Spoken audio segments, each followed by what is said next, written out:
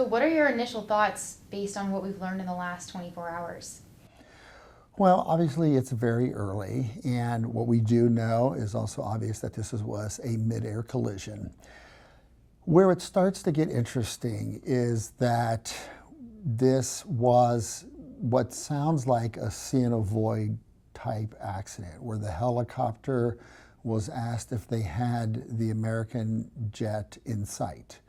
And from the small snippet that we heard of the air traffic control, he replied that he did have that jet in sight. And then apparently there was no other communication. So that becomes interesting. Was that, did he lose sight of the jet and he was trying to reacquire sight? Or what went wrong at that point that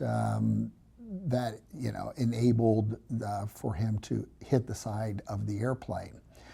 What the viewers need to understand is that in dark conditions, when airplanes are very close to the ground, it can be very difficult to maintain visual contact with other airplanes. The crew that was flying the American jet, to have traffic coming at you from the side or a little bit from the rear, that's a blind spot. And when you hear on the frequency that another aircraft has you in sight, then you know that they have you in sight and that there's really nothing to worry about, especially when you're so close to the ground and so close to the runway. One, you can't look back and see them anyways when they're like coming from that angle. And two, you're so close to the runway and your focus is landing onto the runway. I mean, you're only 300 feet above the ground and you're approaching at about 150 miles an hour, so you're within seconds of touchdown, and that's where your focus is, and you're hearing on the radio that the other aircraft does in fact have you in sight. So these are some of the initial things that jumped out at us, that why did the helicopter initially say that he had the airplane in sight, and then did he lose sight of the airplane? And when you do that, when that happens, and this is very common, by the way, in airspace, not only Reagan, but all congested airspace. All airline pilots will tell you, when I was flying professionally, it's very common that controllers will ask you, do you see this other aircraft in sight? And then they'll ask you to maintain separation with that aircraft. So they put that burden, if you will, or that responsibility, I should say, now on you, so they can look and control other airplanes. It's a way to reduce the workload on the controller. However, if you lose sight of that aircraft that you're supposed to maintain separation, then you have to tell the controller that, and then they will resume controlling you and keeping you away from that airplane. So whose responsibility was it in this case to make sure that those two aircrafts did go different directions? Well, once one of the aircraft says that they do see the other aircraft in sight, now it becomes what we call see and avoid. Now that person that says I see the aircraft in sight, as the helicopter pilot did, now it becomes the responsibility of the helicopter to remain clear of the other aircraft. But there's something that it's not quite that simple. We have to understand that these vehicles are moving very, very fast. It's very difficult at nighttime. And when you're approaching airplanes from the side or the rear, there's not very much lighting coming off of the airplane. We saw in that video from the Kennedy Center, when you see the RJ coming toward runway 33, you see that very bright light, right? Those are the landing lights on the front. It's pretty obvious when it's coming right at you, right? But when you're looking at the side of one of these or from the back, there's hardly any lights at all. You'll have a strobe light on the wing and that's it. So if there's a lot of lights on the other, on the back side of the airplane, it's very easy to lose sight of the aircraft because it blends into the background. So what could have happened, and we're speculating, but what could have happened, and I've had this happen to me, and every airline pilot out there will tell you it's happened to them before. You see the other airplane, you're watching them, you might look down to check your instruments for something, you look back up, and that airplane has kind of disappeared in the sea of lights out there, and you're looking and you're trying to acquire them and you're getting ready to tell ATC, I no longer have them in sight, and there wasn't time to do that. We don't know if that's what happened. But that does happen, and we've all experienced that, where we do have time to call and say, no longer have traffic in sight. So what do you think now will be key for investigators to look at? So one of the things, obviously we have to get the boxes. We have to get the actual radar tapes of what the radar scope looked like. And I'm wondering about staffing, because staffing has been a problem for our controllers. We've had a lot of near misses in the United States over the last many years, and some of those have been near mid-air misses. And there's been various reasons for that, and staffing has explained some of those. There has been some discussion, and it hasn't been validated yet, but there's been some discussion that the controller was working 2 frequencies simultaneously. That's a tremendous workload, and that begs the question, for such a tremendously busy airspace. I've flown out of Reagan when I flew commercially well over 100 times. Extremely busy airspace for both civilian and military aircraft. Why would a controller be working 2 frequencies in such a busy environment? What was the staffing situation like? And if it was low, why was it low? And why was this controller put in that position to have to do that? And to be forced to use see and avoid more than maybe he or she would normally do that, just because there's so many airplanes to control to use that more. So those are some of the initial things that need to be looked at.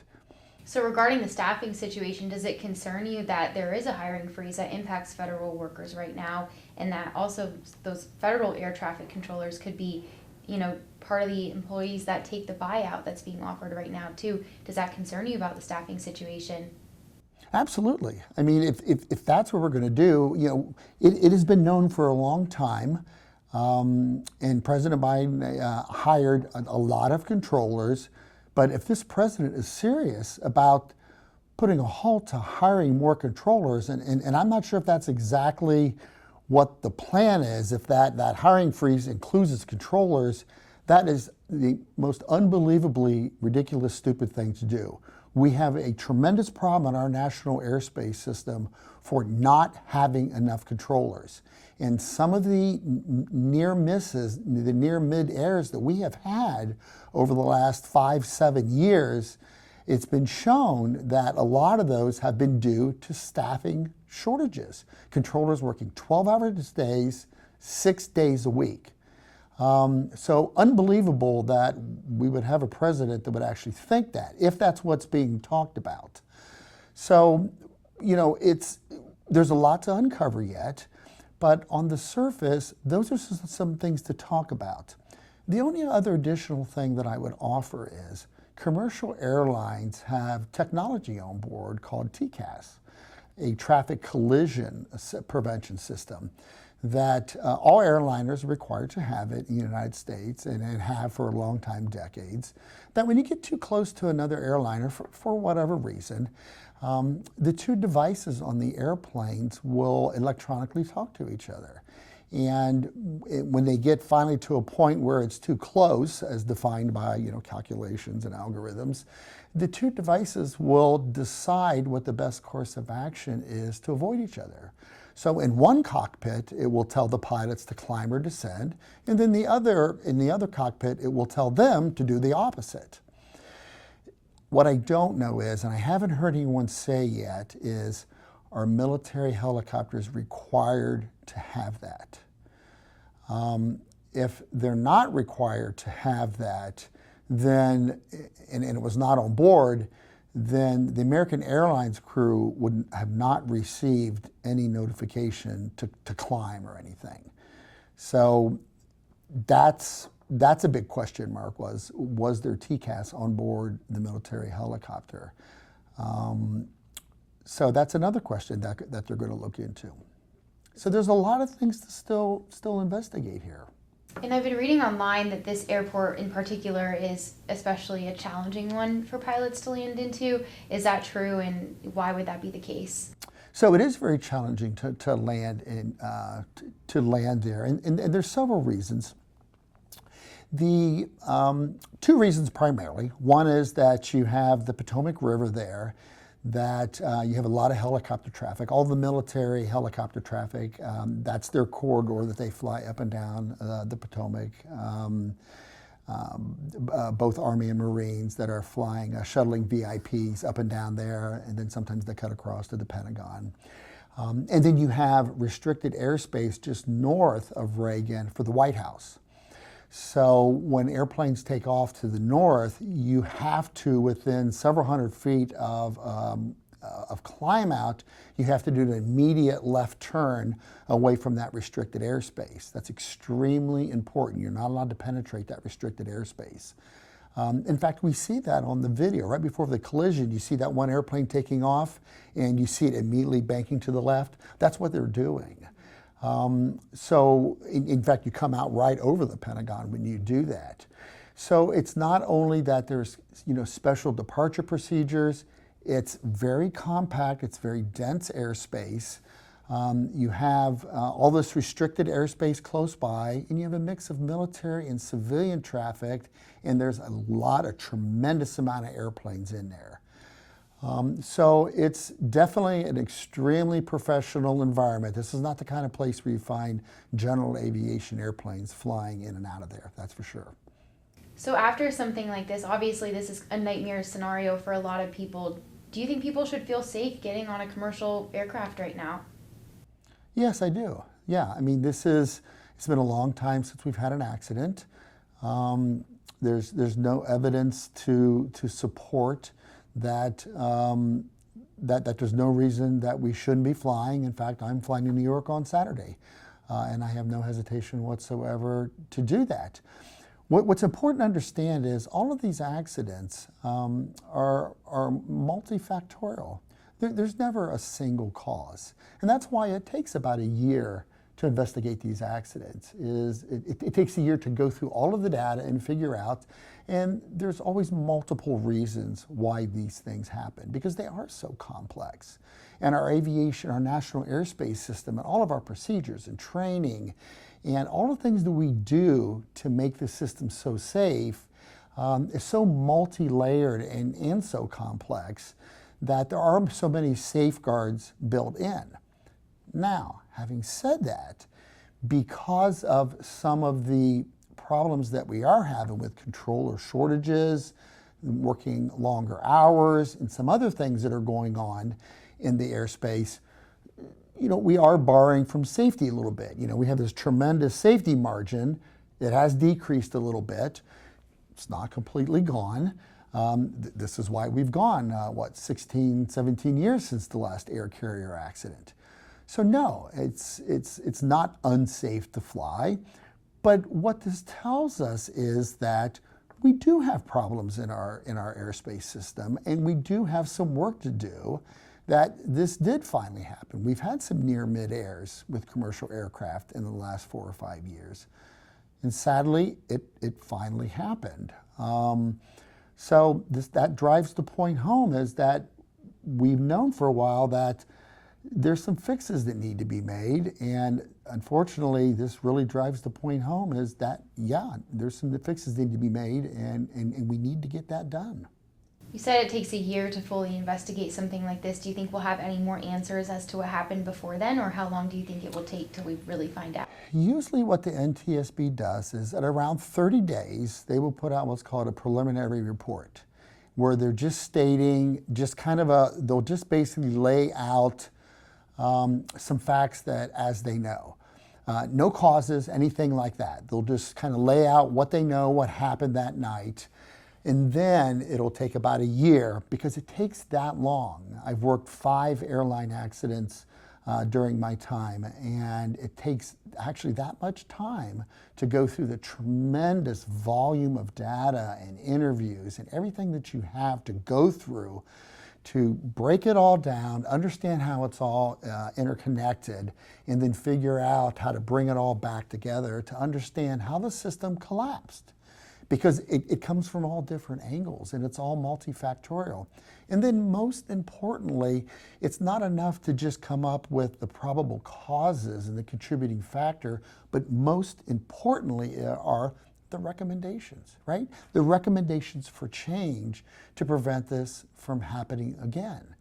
That is the most important part at the end of the day, and that takes some time also at the end of the investigation to be able to come up with the meaningful recommendations that hopefully, usually a lot of those go to the FAA, that hopefully the FAA will implement those. Historically, they have not always implemented all of them. Hopefully in this case, they will make a significant amount of those changes when those come around in about a year or so.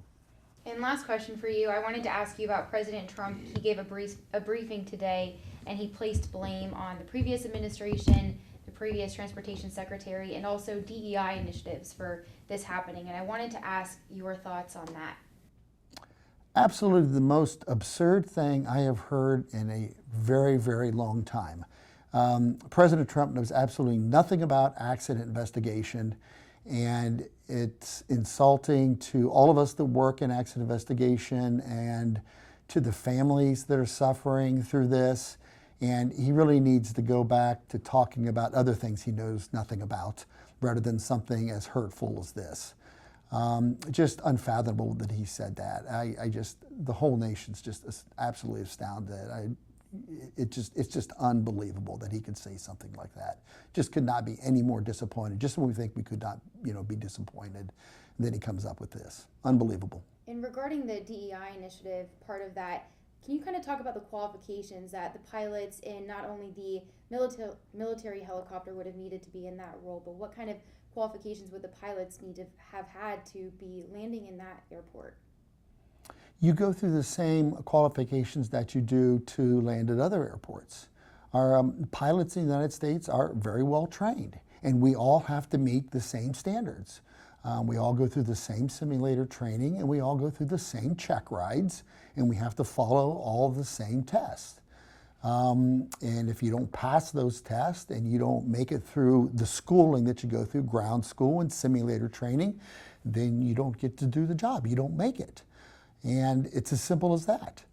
And so, once again, a completely baseless claim, has no idea what he's talking about. And that's why, that's another part of the national airspace system, why we are that safe, is because we have such tremendously well-trained airline pilots that do an unbelievable job on a daily basis, in addition to all of our controllers that are so well trained and do tremendous jobs out there of keeping aircraft separated and helping get aircraft on the ground and airborne safely every single day for as long as they have been. These are all very well trained people, and they all, like I said, pilots, we all have to pass the same test. They don't make you just take half the test, because of DEI issues. Once again, has no idea what he's talking about. How big of a deal is something like we saw last night, a commercial aircraft crashing? Well, so it's, I think it goes without saying that it's obviously a very big deal, because it is in fact so rare, and it's been such a long time since we've had an airline accident in the United States.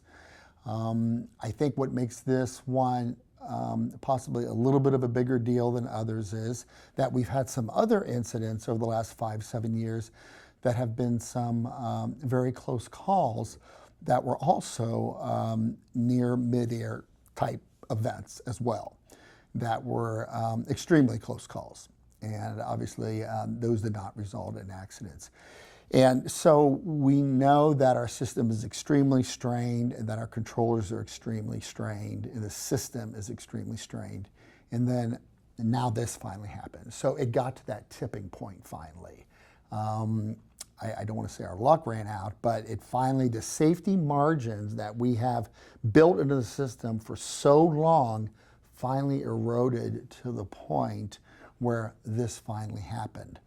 So other than, the tremendous loss of life and, all of the horror and, the unbelievable anguish these families are going through today, the worst day, certainly the worst day of their lives, as a national airspace system, we've finally arrived here. We have finally actually had a midair after so many close calls.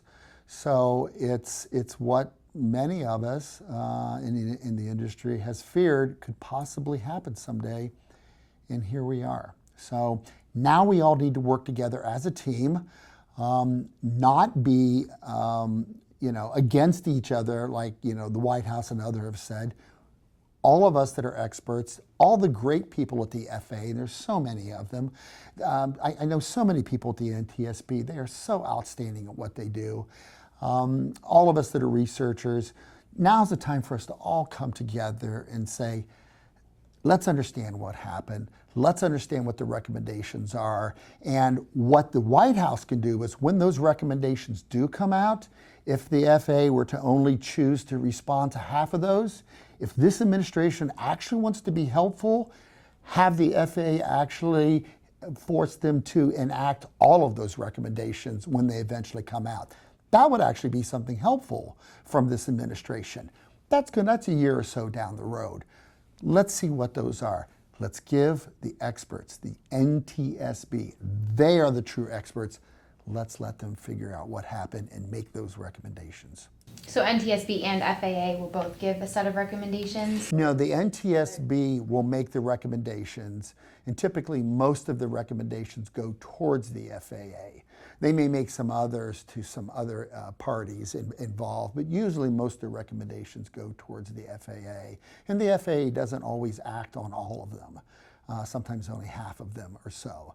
And they would choose not to act on all of them.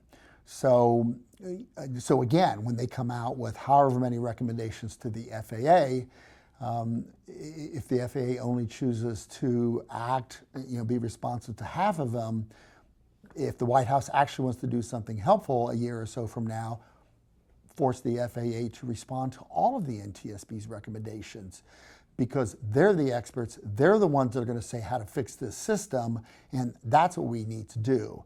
Not talk about all of this ridiculous stuff now that we're hearing from the administration, but let's get the job done later so that we can really fix our national airspace system and prevent this from happening again. That's the help we need.